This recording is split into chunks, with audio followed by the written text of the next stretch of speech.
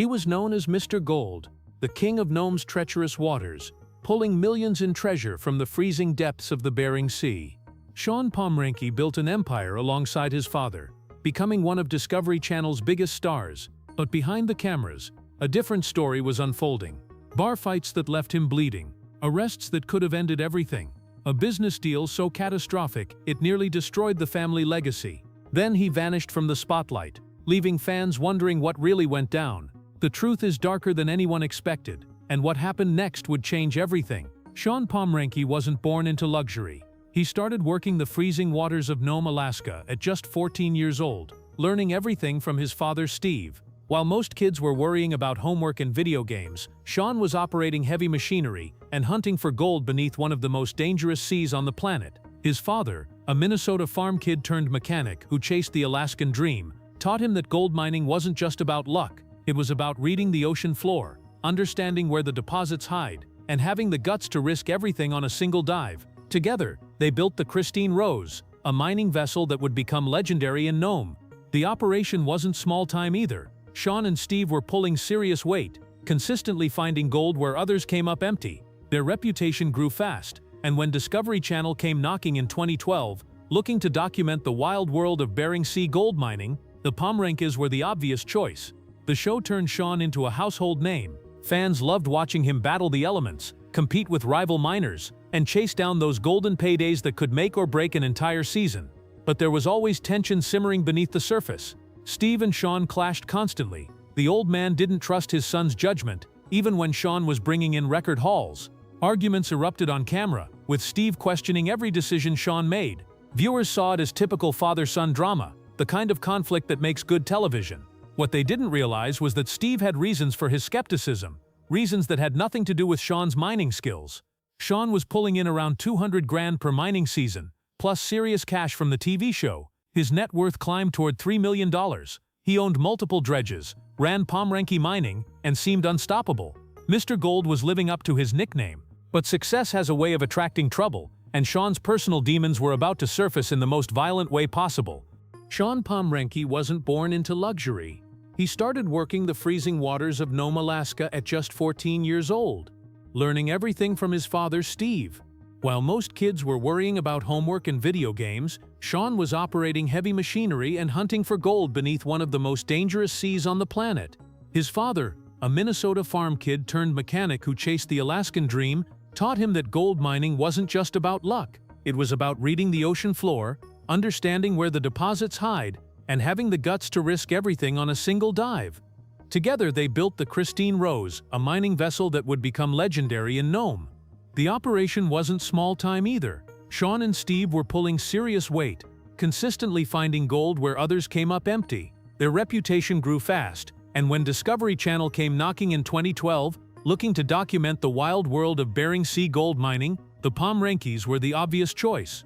The show turned Shawn into a household name. Fans loved watching him battle the elements, compete with rival miners, and chase down those golden paydays that could make or break an entire season. But there was always tension simmering beneath the surface. Steve and Shawn clashed constantly. The old man didn't trust his son's judgment, even when Shawn was bringing in record hauls. Arguments erupted on camera, with Steve questioning every decision Shawn made. Viewers saw it as typical father-son drama, the kind of conflict that makes good television. What they didn't realize was that Steve had reasons for his skepticism, reasons that had nothing to do with Shawn's mining skills. Shawn was pulling in around $200,000 per mining season, plus serious cash from the TV show. His net worth climbed toward $3 million. He owned multiple dredges, ran Pomrenke Mining, and seemed unstoppable. Mr. Gold was living up to his nickname. But success has a way of attracting trouble, and Shawn's personal demons were about to surface in the most violent way possible. Nome, Alaska is a rough town. When you're dealing with fortune hunters, freezing temperatures, and isolation, things can get heated fast. The bars are where miners do business, settle disputes, and blow off steam after brutal days on the water. For Shawn, the bar scene was part of the lifestyle. But in 2012, one night out nearly cost him everything. The details are hazy, but what's known is that Shawn got into it with another patron. Words were exchanged, tempers flared, and suddenly things turned physical. When Shawn's hand got sliced open and started pouring blood, he barely reacted.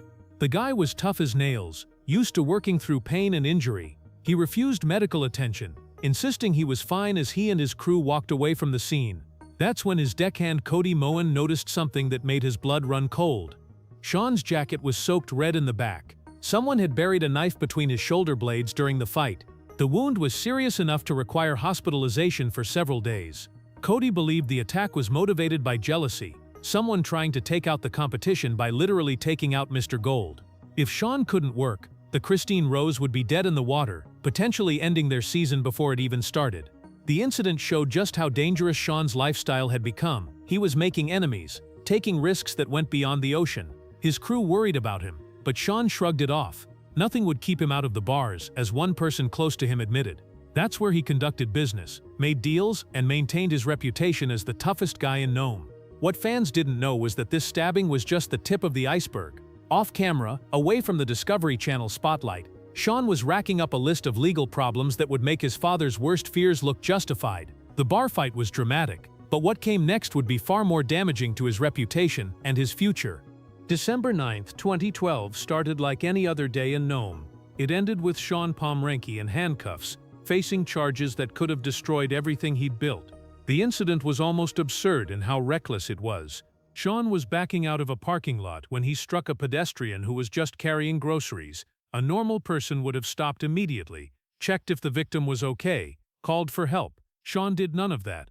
According to police reports, he smiled, gave the injured person a thumbs up, and drove away. Cops caught up with him down the road, and that's when things got worse.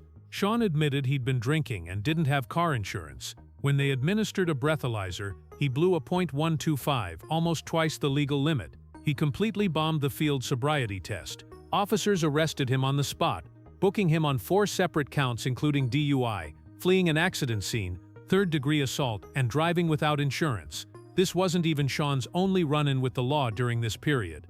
In another incident, police clocked him doing 102 miles per hour on Nome's highways. He wasn't signaling lane changes, driving like the rules didn't apply to him. When they pulled him over, he was over the limit again. Even more concerning, Shawn had been ordered by the court to install a breathalyzer device in his car after a previous incident. He never did it, leading to his vehicle being impounded. The exact outcome of all these charges was never made fully public, creating mystery around what consequences Shawn actually faced. Some reports suggest he was sentenced to 6 months but walked out in less than 2 weeks. Others claim he never served real jail time at all. What's certain is that by 2013, Shawn's last documented legal trouble occurred, suggesting he either cleaned up his act or got much better at staying under the radar. But the damage to his reputation was done, and his father's distrust suddenly made perfect sense to viewers. While dealing with legal problems, Shawn was simultaneously chasing his biggest dream yet. He'd discovered a rusting barge called the Tovely 160, a massive 160-foot vessel that could be converted into the largest gold mining dredge the Bering Sea had ever seen. Steve Pomrenke took one look at the project and expressed serious doubts. The old man knew this venture would require millions of dollars and years of work, but Shawn was convinced this mega dredge would cement his legacy and take Pomrenke mining to the next level. The financial pressure came from every direction. Steve needed his son to invest millions into the family's inland mining operation. Shawn was trying to fund both that project and his mega dredge dream simultaneously. To raise the cash, he took a massive gamble, mining at a location called The Bluff. The plan was to pull enough gold to cover all his expenses. The plan failed spectacularly. The gold simply wasn't there in the quantities he needed.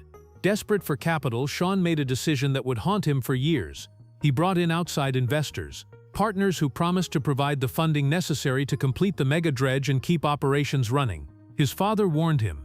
The crew had doubts, but Shawn pushed forward anyway, convinced he could manage the partnership while maintaining control of his empire. The business relationship turned toxic almost immediately.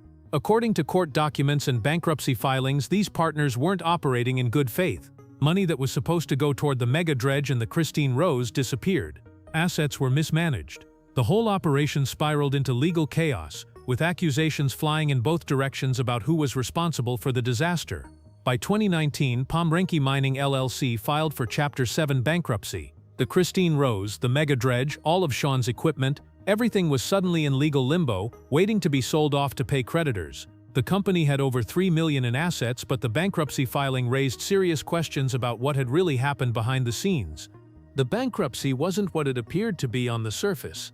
According to legal documents, Shawn and his father claimed the Chapter 7 filing wasn't even legitimate. They argued the bankruptcy petition was filed without proper authorization from the true owners of Pomrenke Mining. It was essentially a hostile takeover attempt disguised as bankruptcy proceedings. The shady business partners Shawn had brought in were allegedly trying to steal the entire operation right out from under the Pomrenke family. Here's where it gets interesting. At the time of the bankruptcy filing, Pomrenke Mining was completely solvent. The company had assets worth over $3 million against liabilities of only around $400,000. Why would a profitable company suddenly file for bankruptcy liquidation? The answer seems to be that someone was making a play for control, using the legal system as a weapon. Shawn had to fight back through the courts, spending money he didn't have on lawyers and legal fees. The bankruptcy court eventually agreed to sell the assets, but there was a catch. The buyer was Northwest Gold Diggers LLC, a new company owned by Shawn, Steve, and Shawn's mother, Christine. Essentially, Shawn had to buy back his own equipment, his own boats, everything he'd already built. The court found the sale fair and reasonable, noting that despite the bad blood between all parties, the Pomrenke's bid was the best offer and no one else stepped forward with anything better. On a recent episode, Shawn mentioned having to come up with $400,000 as payment to get the Christine Rose and other assets back. That's $400,000 just to reclaim what was already his. The whole ordeal was a masterclass in how quickly things can fall apart when you trust the wrong people. The Mega Dredge project, the dream that started everything, was officially dead. Years of planning, millions of dollars invested, countless hours of work, all gone. Shawn had lost almost everything, and his reputation took a beating in the process. But the story doesn't end there. After buying back the Christine Rose through Northwest Gold Diggers, Shawn made a surprising move. Instead of returning to his flagship vessel immediately, he poured over $800,000 into rebuilding a different dredge called the Myrtle Irene. Fans were confused. What about the Mega Dredge? What about all those plans? Shawn stayed quiet, focusing on getting back to work and proving he could still compete in Nome's cutthroat mining scene. In 2022, he finally broke his silence about the Mega Dredge in an exclusive interview. The original project was finished, he admitted. Regulations about load lines and hull thickness made the Tuvli 160 impractical to convert. But Shawn wasn't giving up on the concept entirely. He revealed plans to build a completely new mega dredge from scratch, one that would break the 30-foot depth barrier and reach all the way down to 60 feet. That's revolutionary for Bering Sea mining, where most operations hover around 30 feet because that's where current technology tops out. Going deeper means accessing gold deposits that no one else can reach. As shallow waters get mined out, the real treasure lies in the depths, and Shawn wants to be the first one there. When pressed for details about the design, whether it would be an excavator type or suction crawler, Shawn kept his cards close, only saying both. The project is clearly still in development, and he's not ready to show his hand to the competition. Away from the mega dredge drama, Shawn's shown a different side of himself. He performed a heroic rescue during a Bering Sea storm, towing a boat to safety and saving lives when a skiff overturned in dangerous conditions. He spent more time with his kids, bringing them to work, and sharing the mining life with the next generation. His social media shows a man who's matured, someone who's learned hard lessons about trust, business, and what really matters. The relationship with his father has improved too, with Steve stepping back from the Christine Rose to focus on inland mining while Shawn takes the lead. As of 2025, Shawn Pomrenke is still mining gold in Nome, still appearing on Bering Sea Gold, and still chasing the big scores that made him famous. He's appeared in over 200 episodes across 19 seasons of the show, making him one of the longest-running cast members in Discovery Channel history. His net worth has rebuilt to somewhere between $3 and $5 million, though some estimates push higher. He reportedly earns around $20,000 to $30,000 per episode, plus whatever gold he pulls from the sea. His personal life remains mostly private. Shawn's been married twice, first to Jeanette Coelho and then to Jenny Shields, with both marriages ending in divorce. He has multiple children including Dylan, Emily, Catherine, and Luke, and based on social media, he maintains close relationships with all of them. There have been hints of other relationships over the years, including a woman named Monica Gomez who appeared frequently in his posts, but Shawn keeps those details locked down tight. He's stayed out of legal trouble since 2013, suggesting he's either cleaned up his act completely or learned to be more careful. The wild bar fights and reckless driving incidents seem to be in the past. These days, Shawn projects the image of a focused businessman and dedicated father, though that rough edge that made him compelling television hasn't completely disappeared. The mega dredge dream is still alive, just in a different form. Shawn's planning and building behind the scenes, working on the technology needed to mine at 60 feet deep. If he pulls it off, it would revolutionize gold mining in the Bering Sea and potentially make him wealthier than ever. But he's learned patience the hard way, taking his time to do things right instead of rushing into partnerships that could blow up in his face. Nome hasn't seen the last of Mr. Gold. If anything, the battles he's survived have made him stronger and smarter. The question isn't whether Shawn will strike gold again, but how big the haul will be when he does. Shawn Pomrenke's journey from Golden Boy to rock bottom and back again proves that even legends can fall hard. The stabbings, arrests, and business betrayals would have destroyed most people. But Shawn did what he does best. He got back in the water and kept digging. His story is a reminder that success in the gold mining world requires more than just finding treasure. It demands resilience, the ability to learn from catastrophic mistakes, and the guts to rebuild when everything falls apart. Mr. Gold took his hits, but he's still standing, still mining, and still chasing that next big score.